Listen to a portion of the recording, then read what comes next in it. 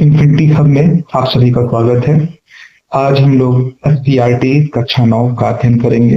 SCERT कक्षा 9 के भूगोल चैप्टर, भूगोल किताब का चैप्टर नंबर 3 अपवाद तंत्र का अध्ययन करेंगे। और आपके सामने ये रहा प्रश्न, निम्नलिखित में से कौन लवड़ी झील है? लवड़ी झील बोले तो सैलिनिटी वाटर, जिसमें खारापन होता है। खारापन या तो आपको राजस्थान क्षेत्र में जहाँ पे मरुस्थल है वहां पर देखने को मिलेगा, या तो आपको समुद्र के किनारे देखने को मिलता है। अब देखेंगे वुलर झील जो कि JNK में है, जम्मू कश्मीर में है। डल झील ये भी जम्मू कश्मीर में है। सांभर झील ये है आपके राजस्थान में। गोविंद सागर झील ये है आपके यूपी में। जो सांभर झील है ये सैलिनिटी लेक है, बोले तो लवड़ी झील है। ऑप्शन नंबर सी सही हो जाएगा। चलेंगे हम लोग नेक्स्ट प्रश्न की ओर। गंगा नदी पर गांधी सेतु किस शहर के निकट स्थित है? जो गंगा नदी है ये भारत की सबसे लंबी नदी मानी जाती है। करीब 2525 किलोमीटर तक इसकी लंबाई मानी जाती है। गंगा नदी पर गांधी सेतु ब्रिज है जो कि पटना, बिहार की राजधानी पटना में पड़ती है। तो ऑप्शन नंबर सी सही हो जाएगा। यहाँ पे गंगा नदी की बात की जाए तो ये बहुत पवित्र नदी मानी जाती है। चलेंगे हम लोग नेक्स्ट प्रश्न की ओर। कौन सी नदी भ्रंश घाटी से होकर बहती है? भ्रंश घाटी का मतलब ये हो जाता है कि दोनों तरफ पर्वत हो और इन दोनों पर्वतों के बीच में कोई नदी बहे। अब ये होता क्या है, देखा जाता है कि जैसे यहाँ पे एक नर्मदा नदी बहती है, दूसरा ताप्ती नदी बहती है। अब इन दोनों में जो भी रहेगा वो भ्रंश घाटी में बहती है। तो यहाँ पे महानदी दिया है, कृष्णा दिया है, ताप्ती दिया है, ताप्ती तुंगभद्रा दिया है। नर्मदा का जिक्र नहीं है, इसलिए ताप्ती सही हो जाएगा। यहाँ पे ऑप्शन नंबर सी सही हो जाएगा। चलेंगे हम लोग नेक्स्ट प्रश्न की ओर।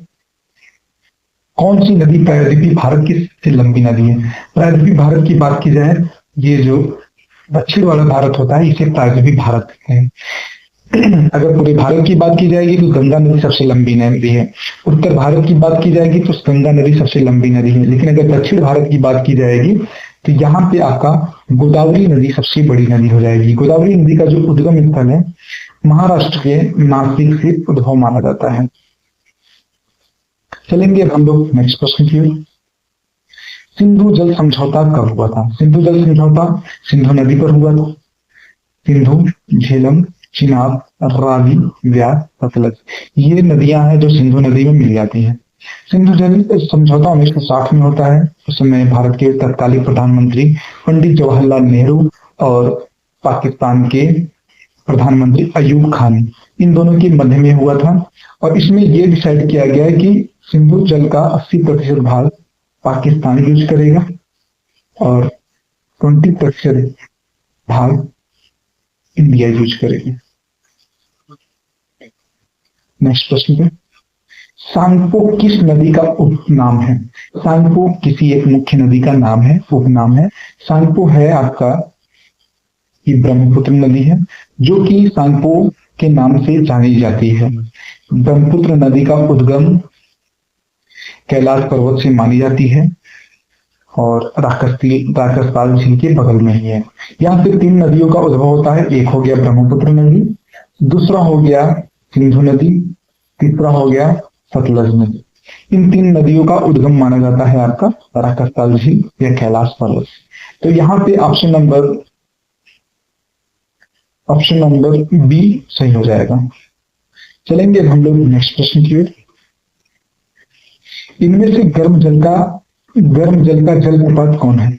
गर्म जल का जलप्रपात, इसका देखेंगे गर्म जल का क्या होता है कि नीचे से जो जमीन के नीचे से गर्म जल के फव्वारे निकलते रहते हैं, इसको या कह सकते हैं कि जब बैलकोने वगैरह हो जाती हैं तो उसमें से जो पानी निकलता है, गर्म पानी, उस प्रकार से होते हैं। इसमें फास्फोरस की मात्रा अधिक होती है। अगर अब इसका अध्ययन करेंगे तो हम ककोलत जलप्रपात शायद नवादा में है और ये बिहार में ही है, नवादा। गरसप्पा जलप्रपात, ये इसको जोग जलप्रपात के नाम से जाना जाता है, ये कर्नाटक में है। और ये आपका डी हो गया शिव समुद्रम हो जाएगा, ये भी कर्नाटक में स्थित है। यहाँ पे जो ऑप्शन नंबर सी है, ऑप्शन नंबर सी का नाम ब्रह्मकुंड यदि होता तो ब्रह्मकुंड ऑप्शन नंबर सी सही हो जाएगा। ये गर्म जलप्रपात है ब्रह्मकुंड। ये पड़ता है आपके नालंदा जिला। नालंदा जिला पड़ता है आपके बिहार में। तो यहाँ पे ऑप्शन नंबर सी सही हो जाएगा। चलेंगे हम लोग नेक्स्ट प्रश्न की ओर। किसी प्रदेश का अफवाह तंत्र निम्नलिखित में से किस पर निर्भर करता है? मतलब अगर किसी देश में या प्रदेश में जो नदियां बहती हैं किन किन चीजों पर निर्भर करती है? धरातलीय संरचना, अगर उबड़ खाबड़ है उस हिसाब से नदियां बहेंगी, और भूमि की ढाल, अगर भूमि की ढाल जिधर ज्यादा रहेगी वो नदियां बहेंगी। जल की प्राप्ति, जल अगर उसको मिलेगा तभी नदियों का रुख ले पाती है। अर्थात यहाँ पे ऑप्शन नंबर डी सही हो जाएगा। सभी इनमें से सभी सही हैं। चलेंगे हम लोग नेक्स्ट प्रश्न की ओर। देखिए यहाँ पे हुआ क्या था कि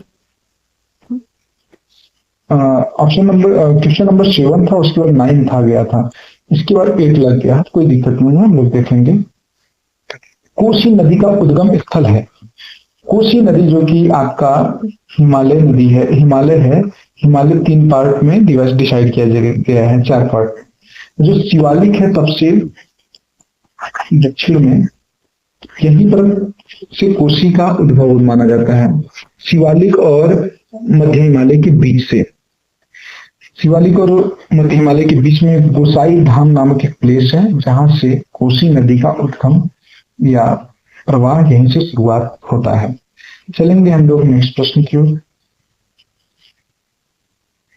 लोनार झील भारत के किस राज्य में है? लोनार झील की कहानी ये है कि यह उल्का पिंड के गिरने से पृथ्वी में गड्ढा हो गया था। उस गड्ढे में जब जल भर गया उसको बोला गया लोनार झील।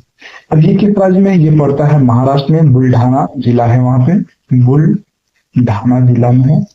तो वहीं पर लोनार झील है, उल्का पिंड के द्वारा इसका निर्माण हुआ है। चलेंगे हम लोग नेक्स्ट प्रश्न। वुलर झील निम्नलिखित में से किस राज्य में है? हम लोग पहले ही देख लिए हैं। वुलर झील आपका पड़ेगा जम्मू कश्मीर में। ये मीठे पानी का झील है, मीठे पानी का झील है। झील को 2 पार्ट में हम लोग देखेंगे हैं इसके स्वाद के अनुसार, एक मीठे पानी का, एक खारे पानी का झील, या लवड़ी झील। नर्मदा नदी का उद्गम कहां से है? नर्मदा नदी जो कि पश्चिम की ओर बहती है, यह विंध्यन पहाड़ी और सतपुड़ा पहाड़ी के बीच में बहती है। तो इसका उद्गम माना जाता है, इसका उद्गम है आपका अमरकंटक एक पहाड़ी है, अमरकंटक पहाड़ी से माना जाता है, अमरकंटक पहाड़ी से। यह महाराष्ट्र और यह मध्य प्रदेश और छत्तीसगढ़ के बॉर्डर पर है। तो इसका ऑप्शन नंबर सी सही हो जाएगा। अमरकंटक की पहाड़ी से नर्मदा का उद्भव। नेक्स्ट प्रश्न। बिहार का शोक होना चाहिए। शोक निम्नलिखित में से किस नदी को कहा जाता है? बिहार का शोक आप लोग सभी परिचित हैं, ऑप्शन नंबर सी यहाँ पे सही हो जाएगा, कोसी नदी। इसलिए कहते हैं कि क्योंकि इस नदी से हर साल बाढ़ आता है, और बाढ़ आने का कारण ये है कि यहाँ का जो सरफेस है, जो धरातलीय भाग है, वो एक समतल रूप में है, ढलान नहीं है, इसलिए इससे बाढ़ आता है। ऐसे काफी जिले प्रभावित होते हैं, इसलिए इसको कोसी को शोक कहा गया है। अरुणाचल प्रदेश में ब्रह्मपुत्र नदी को किस नाम से जाना जाता है? ब्रह्मपुत्र को आपका नाम है दिहांग, अरुणाचल प्रदेश में। इसका अन्य नाम हम लोगों ने देखा था, सांगपो भी नाम है, लेकिन इसका जो अरुणाचल प्रदेश में पूछा है तो इसका नाम हो जाएगा दिहांग। Next question. यमुना नदी का स्रोत यमुनोत्री इनमें से कहाँ स्थित है? जो यमुना नदी है उसका उद्भव होता है उत्तराखंड राज्य से। तो उत्तराखंड आपका उत्तराखंड के मध्य हिमालय में होता है, जो मध्य हिमालय है वहां से निकला जाता है यमुना नदी का उद्भव। Next question. दक्षिण की गंगा किस नदी को कहा जाता है? जो भारत की सबसे बड़ी नदी है उसी को दक्षिण की गंगा की संज्ञा दी गई है, जो कि है आपका गोदावरी। ये महाराष्ट्र के नासिक से निकलता है, उद्भव होता है। Next question. गंगा कार्य योजना किस वर्ष प्रारंभ हुई? गंगा एक्शन प्लान, GAP इसको बोलते हैं। गंगा एक्शन प्लान 1985 में इसकी शुरुआत होती है, गंगा को बचाने के लिए। ऑप्शन नंबर बी सही हो जाएगा, 1985। नेक्स्ट क्वेश्चन, टिहरी परियोजना का विकास किस नदी पर हुआ? टिहरी टिहरी आप लोग नाम सुना होगा, एक बहुउद्देशीय परियोजना है। भागीरथी और अलकनंदा से बनता है गंगा नदी। और कहीं कहीं अगर भागीरथी या अलकनंदा ऑप्शन में नहीं रहता है तो गंगा ऑप्शन सही हो जाता है, लेकिन जो इसका मेन है वो है आपका भागीरथी पर। तो भागीरथी पर टिहरी परियोजना का विकास हुआ है, तो ऑप्शन नंबर ए सही हो जाएगा। एंड हम लोग नेक्स्ट, इनमें से कौन सी नदी अरब सागर में नहीं गिरती है? अगर देखा जाए, ये अगर इंडिया को इस प्रकार से देखें,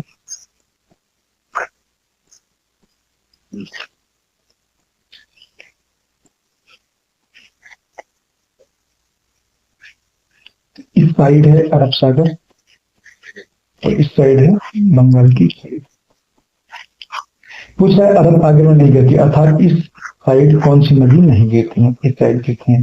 तो नर्मदा नदी इस साइड गिरती है, बोले तो यहीं पे गिरती है, तो ये नहीं होने वाला है। मांडवी नदी ये भी पश्चिम की ओर गिरती है, इसलिए ये भी नहीं होगा। जुआरी नदी है, ये भी नहीं होगा। तुंगभद्रा जो है ये आपका अरब सागर में नहीं गिरकर बल्कि बंगाल की खाड़ी में गिरता है, इसलिए ऑप्शन नंबर डी सही हो जाएगा। एंड हम लोग नेक्स्ट प्रश्न की ओर, दक्षिण पठार से आकर सीधे गंगा में मिलने वाली नदी कौन सी है? जो गंगा नदी बहती है ये उत्तरी मैदान में बहती है, उत्तर प्रदेश, बिहार, पश्चिम बंगाल होते हुए अरब सागर में गिरती है। लेकिन यहाँ पे एक नदी और आती है जो कि मध्य प्रदेश से होकर आती है।